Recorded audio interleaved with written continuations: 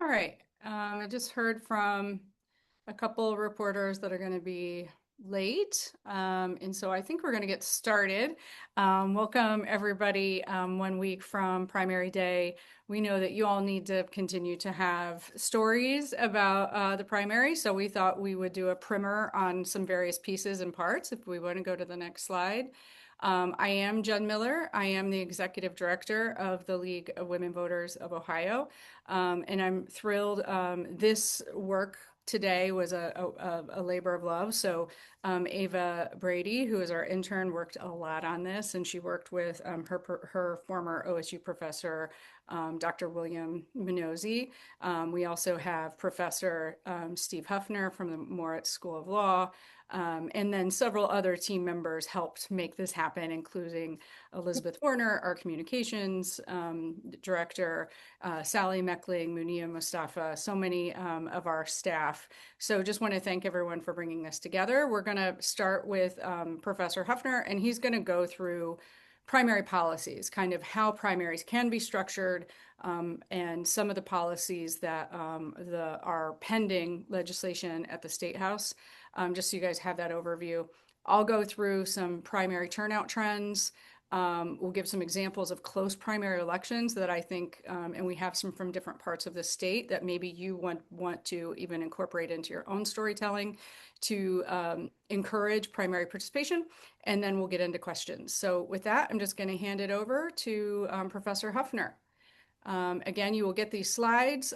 We will send out a release with the slides and recording. So it might take a little bit to get the recording uploaded, but you will have all of that, and you'll have a chance to ask questions as well. So when you get those slides, you will see that Professor Huefner has a storied history in election law. And with that, I'm going to turn it over to him now. Well, thanks, Jen. And let me just say off the top that it's a pleasure to be part of this event. And I really appreciate the many, many years of good work that the League generally and the League specifically in Ohio has done on voter education and on outreach and on events like this. And thanks to the entire staff of the League of Ohio in helping put together this event. So my task is to provide a little bit of detailed background on some of the ways in which primary elections have been and can be conducted. And why don't we go ahead and advance to the next slide about a bit of history here. This may be pretty old school to many of you, but primaries have not always been the way in which we have identified candidates for a general election ballot. And they do not need to be that way today either. It's still up to each state to decide how it wants to nominate candidates to be on the general election ballot. We've been using primaries in most states for many generations now, with the aspiration that it would provide additional opportunities for the electorate generally to be participating in the mechanics of democracy and providing more transparency about what's going on. But before we had primaries, it was party leaders who were responsible for determining who their party's candidate might be at the general election stage, and the ordinary voters were often left out of that process. So in theory, party primaries were intended to kind of reduce some of the insider game and party corruption that had existed prior to them. Let's go ahead and look then at some of the types of primaries by using the next slide to begin that discussion. In today's world, we think of primaries as coming in several different flavors or varieties. Let me talk first about the difference between open and closed primaries. And here there are really some nuances. So there are 4 different varieties. In an open primary, voters of any party or no party at all are allowed on primary election day to ask for a party ballot of whichever party they choose. And then no one knows what party ballot they have chosen after the election is over. It's not recorded or anything. That's an open primary. A semi-open primary is what we have in Ohio, where voters are still allowed to pick which party's primary ballot they would like to vote during a primary election, But when they pick that ballot, that choice is then recorded and becomes a sort of uh, implicit form of party registration. And that choice then is publicly available. And the voter is tagged as having identified that party at that time. In a closed primary, I know this is out of order of the slide a little bit, but in a closed primary, voters have to be registered in advance as a member of a particular political party. And then when they show up on primary election day, they have to pull the ballot for the party for which they're already registered. And voters who are not affiliated with any particular party are not allowed to vote in that primary election for partisan candidates. They may still be allowed to vote for the issues that are nonpartisan issues in that primary election, but they're not allowed to vote for the party candidates. And then the semi-closed option is like a closed primary, except that the parties themselves make a choice, and they can make this choice from election to election about whether to let unaffiliated voters participate in their party's election. Now, let's go ahead and move to the next slide where I want to then talk about some other possibilities. In addition to, come back one, in addition to the open versus closed primaries, which are labels given to primaries conducted on behalf of political parties, states in some places are now using non-primaries. And in a nonpartisan primary, candidates, regardless of the candidate's political party, can all be on the same ballot. So the ballot itself is not the ballot of a particular political party. These nonpartisan primaries have been used in slightly different ways. In some instances, they've been used to identify the top two vote getters in a nonpartisan primary who will advance to a general election. This is what's happened already in California and Washington. A variation on California and Washington system is the top four primary system, which is what Alaska has used, where after a primary election, the top four vote getters are all identified and they're put on a general election ballot. And the voters are then asked to use a ranked choice ballot at the general election to determine which of those four candidates has a majority of support. These nonpartisan primaries go by various other names: jungle primary, blanket primary, unified primary, although there are some case law out there that prohibit parties from using what is alternatively called a different kind of blanket primary, where what was being done was using a blanket primary to put all the candidates on one ballot, regardless of party, but then just take the top Republican and the top Democrat coming out of that single primary and advancing them to the general election. And that particular form of blanket primary was deemed unconstitutional because of the way in which it disadvantaged the third party candidates and infringed on their associational rights and their right to identify a candidate of their choice that they wanted to be on the general election ballot. So blanket primaries that only identify the top candidate from the major political parties are not okay, but blanket primaries or jungle primaries where we take the top two, regardless of party, have been deemed okay. Let's go ahead and move to the next slide now and talk about some things happening in Ohio. There are at least four measures percolating in the Ohio General Assembly right now that would alter at least some dimensions of the way in which primary elections are conducted in our state. Senate Bill 382 is a measure that would create a top two primary, much like the system used in California and Washington. That is to say, there would be one single nonpartisan primary election for candidates for some general election that's coming up months later. And all voters, all registered voters in the state would be allowed to vote in that single primary election for any candidate. And the top two candidates from that unified or nonpartisan primary would then advance to the general election. And in that general election, we would know with certainty that when the ballots were counted, one of those two candidates had achieved a majority of support. If there are only two candidates on the ballot, unless you have a mathematical tie, one of those candidates will have a majority of the votes cast, and that candidate would then become the victor or the winner of that particular election. So this is a proposal now under consideration in the Ohio General Assembly. Let's go ahead and move to the next slide and talk about how the top four system has worked in a little more detail by looking at the Alaska system. Alaska, as I mentioned previously, currently uses a single nonpartisan primary that any voter can participate in. And then after those primary election ballots are cast and tabulated, the top four vote getters are put on a single general election ballot, and a ranked choice tabulation method is used. And by ranked choice, I mean a particular way of tabulating these ballots. The term ranked choice can actually cover a number of different ways of tabulating voters' ranked preferences. But in the Alaska system, the way the ranked choice ballots are tabulated is what's also sometimes called an instant runoff method. So voters can rank as many of those four candidates as they wish in rank order. And then the first place votes of all voters are tabulated. And if one of those four candidates achieves a majority of all the ballots cast after first place votes are tabulated, that candidate is the winner.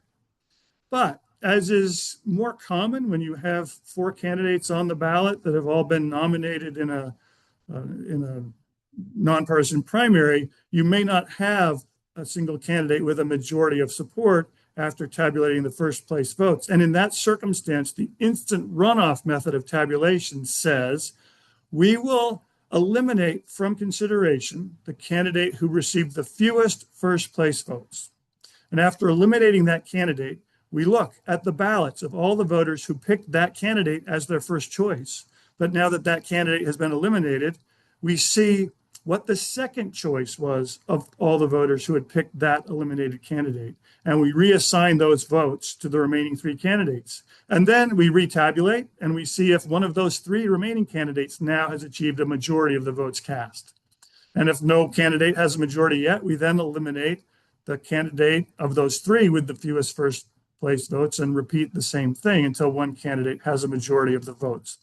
This was done sort of famously in the race in which Mary Peltola was ultimately elected as the congressperson from Alaska after defeating Sarah Palin and Nick Begich. And it was deemed by many to be a sort of unacceptable outcome because Palin and Begich were Republicans and Peltola was a Democrat. And the concern of many was that Begich and Peltola had split Republican votes in a way that allowed a Democratic candidate to win in a heavily Republican state. I'll leave the discussion of the Alaska top four primary there, but it's relevant as background to thinking about another alternative that our next slide will give me a chance to make some brief remarks about. This is another proposal that's pending in the Ohio General Assembly, in which the idea is to not take either just the top two candidates from a nonpartisan primary, nor to take the top four, which then requires that you really use a ranked choice voting method in some fashion, but instead to take the top three. And taking the top three, its supporters argue, eliminates some of the problems that people have had with either the top two system or the top four system. And how does it work to take the top three from the primary election when we get to the general election? At the general election stage, the way a top three and consensus general method of voting would work is to take those three candidates and give all the voters the opportunity to make a choice between three head-to-head comparisons. So we have candidate A, candidate B, and candidate C. We ask the voters on the ballot, as between candidate A and B, who would you pick? And as between candidate B and C, who would you pick? And as between candidate C and candidate A, who would you pick? So the voters are not ranking at all. All they're doing is expressing a preference between these three pairs. And in that method, when the votes are all tabulated, what is almost always the case, although not necessarily so, is that one of those three candidates will have beaten the other two. And having beaten the other two, that means they are the consensus choice, but more importantly, they are the majority winner. They beat all comers head to head. And all those tabulations are majority vote tabulations. So that's how it works, with the caveat that it's hypothetically possible that candidate A could beat candidate B, and candidate B could beat candidate C, and candidate C could beat candidate A in a kind of cycling fashion. And in that circumstance, the tiebreaker, as we have in every election, there's always a tiebreaker for the possibility of some tie of some sort. The tiebreaker here could be, I mean, there are a number of possibilities, but arguably the most sensible tiebreaker is to see, okay, in those three head-to-head contests, which candidate lost the race they lost by the smallest margin. By definition, if we have the kind of cycling tie I've just described, each of the three candidates will have won one of the races and will have lost one of the races. And so you look at the races that they each lost and identify the candidate whose loss was by the smallest margin, and that would be the winner in that event. But in the typical case, you will have one candidate of the three who beats the other two. So this is, as I said, now pending in the Ohio legislature. There are a couple of other things going on at the Ohio legislature involving primary elections that we wanted to touch upon as well today before I turn it back to Jen. So let's go ahead and advance to House Bill 320. House Bill 320 would be a departure from the long history here in Ohio of having a semi-open primary, and instead would require voters to register with a particular political party at least 30 days before the primary election, and would exclude voters who did not make a party choice that far in advance from participating in the primary election. And that party registration would again be public, and the candidates themselves would have to have registered with that particular political party to be on the political party's ballot. Now, this is an opportunity for me to just say briefly, parties are private associations. And so primary elections by political parties are an interesting kind of hybrid in which these private associations are relying on some instrumentality of government to help them make this associational choice of who they want to nominate, if that's the way in which a particular state has chosen to nominate candidates for its general election ballot. So this measure would give the parties more exclusive control over the primary election. And then let's go to one more, the remaining measure that's pending out there. Senate Bill 260 would take a different tack to some of these issues. It wouldn't change the ability that voters have to choose which party's ballot to pull on primary election day, but it would allow voters to choose a particular political party at the time they register to vote or update their voter registration if they wanted to go on record in that way. So I hope that's given a good sense of both some history and some of the options, and as well as what's happening on the ground in Ohio today. And with that, I think I'm ready to turn it back to Jen to talk about some more really interesting data about what's happened in Ohio recently. Jen? Thank you so much. And I know that you're going to get some good questions. Go to the next slide, please. Okay, so this is not our data, but we thought it was helpful look because it's a look at U.S. kind of primary participation and who's participating. So that, and you can get this source through Unite America, and we'll send that to you. Something that I think all of you will find interesting is that 87% of congressional seats that are ultimately won in the general are decided in the primary by 7% of the voters. And so that is either done because there's no competition by the time we get to the general or because of gerrymandering. So again, those decisive votes, most of Congress is getting decided in the primary. Independents are 39% of the voting age population nationally, but are only 11% of the primary election voters. And in general, the primary voters that are going for these winning candidates are casting their ballots for these winning candidates are older, whiter, wealthier, and more educated than the general population.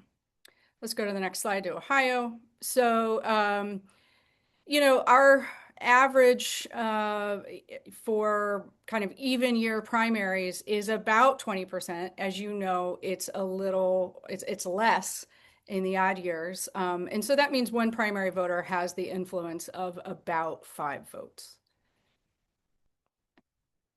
So this is looking at 2022 primary, and what you see to the left in the blue are the highest precincts for turnout. In the red, you have the lowest precincts for turnout. And then below you see, you can kind of see the bar graphs here in terms of what the turnout is in North Ridgefield or Van Wert versus some places in Bowling Green and Athens.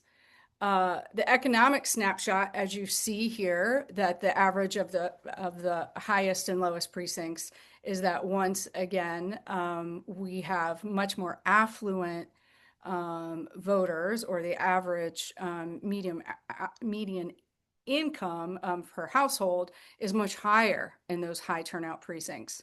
And then you also see the differentiation here in terms of the racial makeup. Next slide.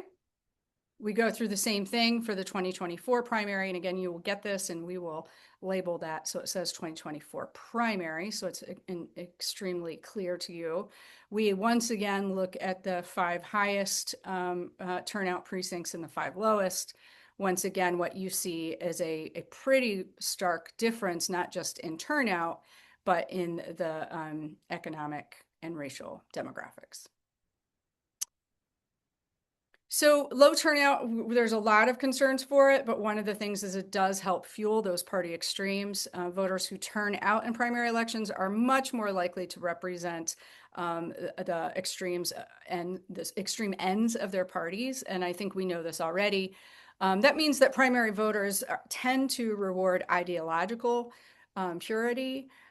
Candidates end up pandering to those extreme voters, or they may actually be the extreme themselves. And those policies that appeal to the large majority or serve the large majority of their constituents become quite secondary. By the general election, many voters are not excited then about those candidates, and they may stay home. And many voters, again, feel as though they have to decide between the least bad or the lesser of two evils. Next slide. Wanted to give you a couple examples. This is 2025, but here is one in Seneca County, so Northwest Ohio, right along Sandusky Bay area. If you don't know where Seneca County is, it's really close to Cedar Point.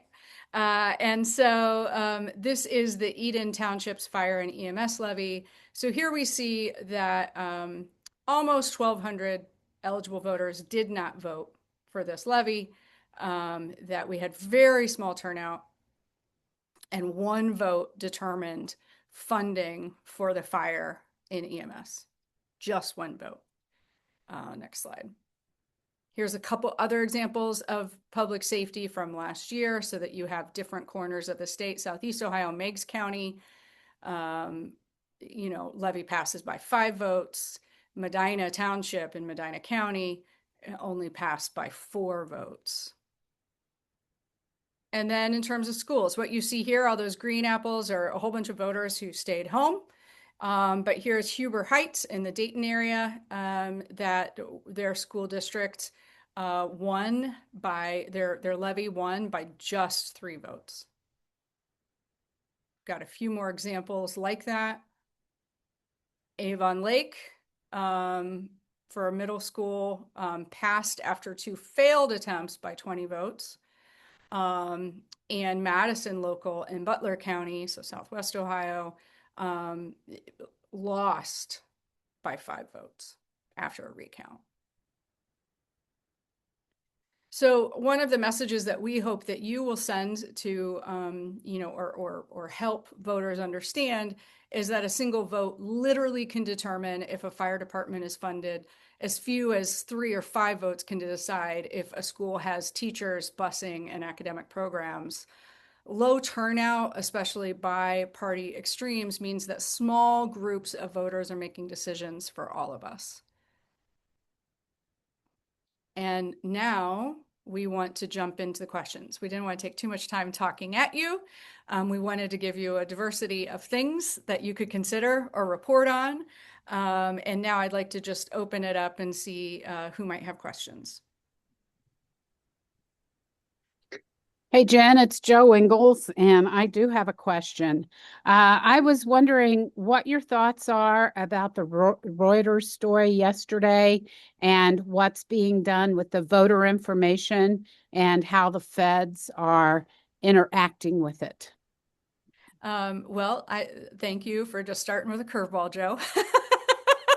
Sorry about that, Jen. I mean, I'll just say this: the federal government has no business getting into the nitty-gritty details of how voter roll maintenance is managed. That is the purview of the local and state government. And we know that our voter registration practices are very strong in Ohio and our elections are secure. And we stand firmly with our local elections officials that they are the best ones to administer elections.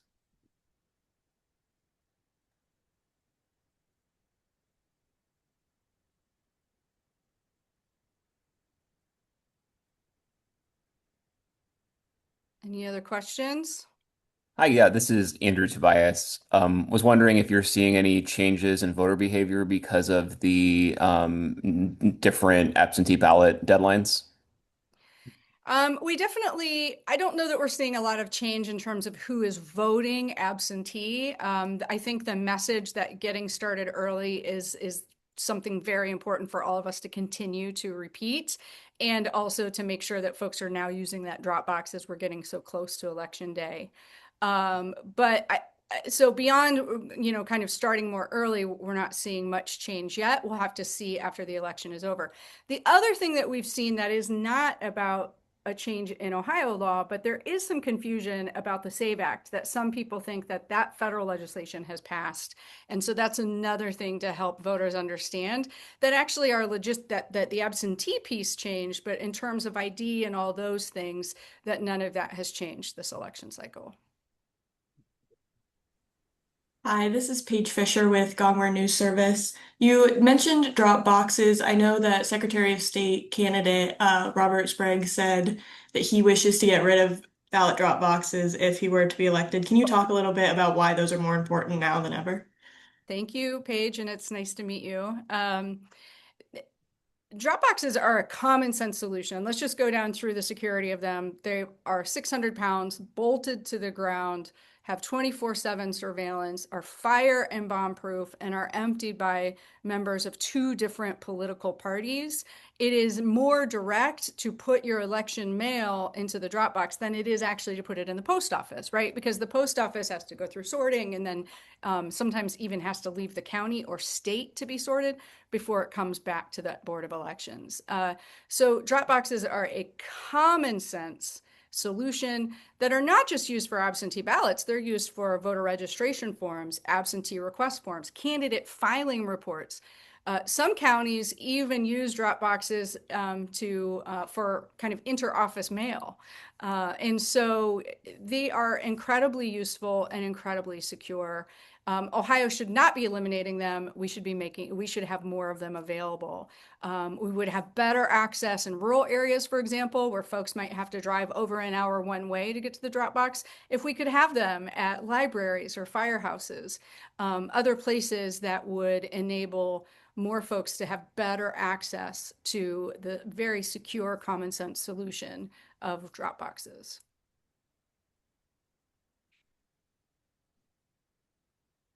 This is Shane Stegmiller with Hannah News Service.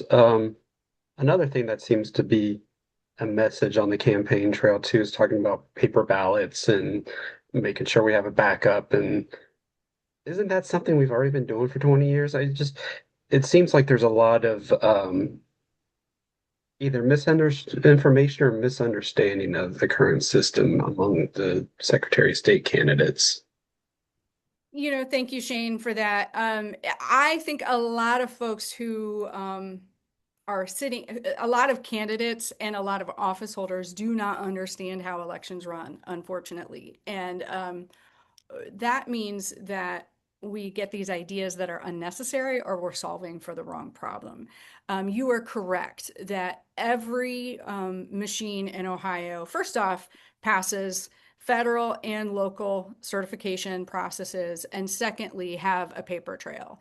And so, whether it's almost like a little receipt that you see after you cast each vote, or something that prints out like a Scantron that you take to a scanner, every vote has a paper backup in Ohio. And then that enables us to do post-election audits with a lot of accuracy. What we do there is we take a statistically significant sample and we look at if the digital vote tally or the digital vote cast matches that paper backup. And that's where we get that 99.999% accurate rating every year that the Secretary of State brags about.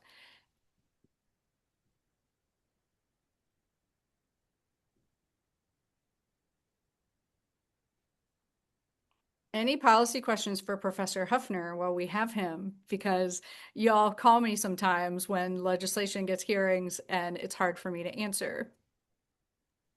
I just want to follow up on with Professor Huffner. In these other states that have done this top two primary and top three primaries, and that has there been a marked increase in turnout in those elections? Hi, Shane. So I don't actually know the answer to that question. That's what my political science colleagues who do the empirical research are best positioned to say. And of course, it's such a dramatic change to tell voters that now they all show up in one race. Jen, you may actually know this better than I do about the turnout question. But while I'm just thinking about, and so Shane, one thing in your question I wanted to just also note is there are no states that have tried top three. All we have is a couple of states trying top two, and then Alaska doing top four. And Maine has experimented is maybe not the right word, but the Maine story is a pretty complicated one. So we don't have a lot of empirical data really on this. Uh, and it might be nice if we had more empirical data about it, but there's been some reluctance to use the top two method elsewhere because in a state like California, there's been a concern that it keeps Republicans out of the general election. Although right now in the governor's race, there's kind of an opposite concern right now that there might be no Democrat in the governor's race in California using their top two method because of the number of Democratic candidates. But those partisan dynamics have affected the way people think about top two. And top three, just because it's 50% more candidates and the way voters do express their preferences or the way party affiliations tend to line up in most states, is likely to avoid that problem. And it might mean we'll start seeing more empirical data. And top four has had the problem that there's been some reluctance in many places to use a ranked choice ballot. So anyway, that's not really answering your key question, Shane. Jen, do you know the turnout data for the few places that have done top two? Yeah, not for top two, and we can follow up with you, Shane, but generally, when elections are more open, when more voters can participate and they have more options in terms of candidates, we see higher voter participation and higher voter satisfaction. But I'll be able to get you some top two data afterwards.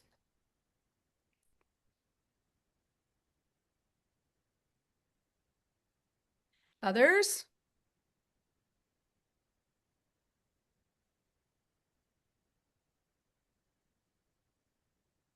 Haley, Anna, picking on you because you usually have good questions.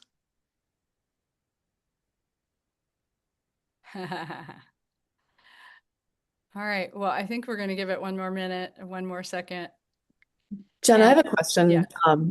to give people a minute to gather their thoughts. It's a little self-serving, but we've been really hammering that eligible voters who are unaffiliated can vote in Ohio's primary. And This is something that I think there's a lot of confusion about. So we've been really wanting voters to understand that voters don't have to pre-register with a political party to vote in our primaries to be able to participate. We just have to choose single parties candidates to vote on, for a ballot to vote on. But we still get pushback on this, and we have some voters who say, that they are proud independents or unaffiliated voters, and they don't like any of the parties.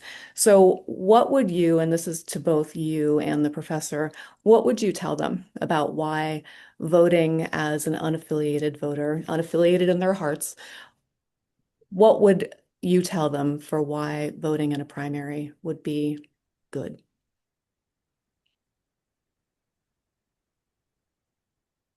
Well, this is, in fact, I think, one genuine consideration that people should keep in mind when they are considering new ways or different ways to structure primaries, because I understand the feeling that you just described, Elizabeth, that a lot of people may feel reluctant to identify themselves with a particular political party. And even though in Ohio, you can do that for one time at each primary election and your own views can change, it still does mean you then show up as having aligned with that particular political party. That said, the underlying concern in your question is, how do we increase turnout? This was behind Shane's question too. And how do we get voters more participatory? And so, of course, we'd like to think that nonpartisan primaries have that effect. And so we'll dig into what the empirical research says on that. We would like to think that Ohio's semi-open primary has that effect, at least as compared to a closed primary, that it allows more participation. But voters have some reluctance to identify with a particular political party. So it's a hard sell, I think, to say, well, we need you. We need you to participate and figure out which candidates you are most enthusiastic for this election and go out and make a difference. And then you can do the same thing again next time, and it's not a permanent choice. But that's tricky. I don't know, Jen, how would you field that question? So first, I think it's really important that we talk about the issues, and we should make sure folks know that if they really are concerned, because maybe professionally they can't have an R or D behind their name, or an L now. First, I think it's important for us to talk about the issues and how the issues on our primary ballot affect our daily lives, whether that's emergency response or services for seniors or people with disabilities, school And funding, even liquor and cannabis ordinances are incredibly important. And these are getting decided by just a few votes and even in a small percentage of Ohioans. But then I Jen, also think, real quick, I also think it's incredibly important to say to voters that they don't have to be a fervent party believer to vote their interest, and that actually they have an interest in the primary, even if they don't identify as a Republican or Democrat. Again, if you look at gerrymandered races where whoever has the R or D behind their name, it's been predetermined that they're going to win the general. That's good reason to pull a party ticket. Maybe, I love to think about it like maybe their arch nemesis is running for an office, right? And they're not a big believer of that party, but they don't want that person to win to go on to the general.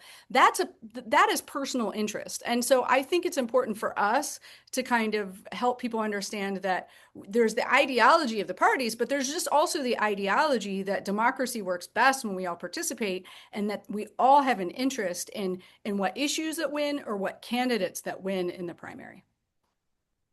yeah, and I just wanted to say the issues point is really critical. And I know that the media folks here all know this, but it needs to be explicit that what we're saying is not only are the issues important, but you get to vote on them without pulling a party ballot, right? It's not that because the issues are important, you should go and pull a party ballot so that you can vote on them. It's those things can be voted on in the primary election without having to pull the party ballot.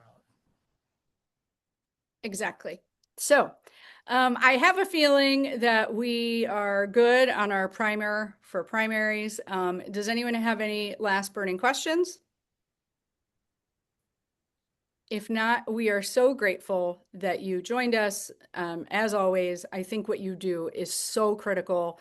Informed voters are the engine of our democracy, and you are critical for that work. So we're here if you have any other questions, and stay tuned. You will get the press release from Sally.